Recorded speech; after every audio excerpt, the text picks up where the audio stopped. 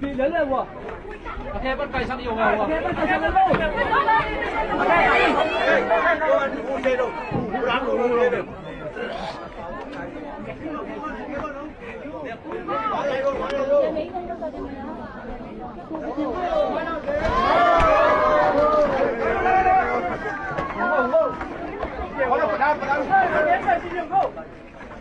Kéo độc nhiều không?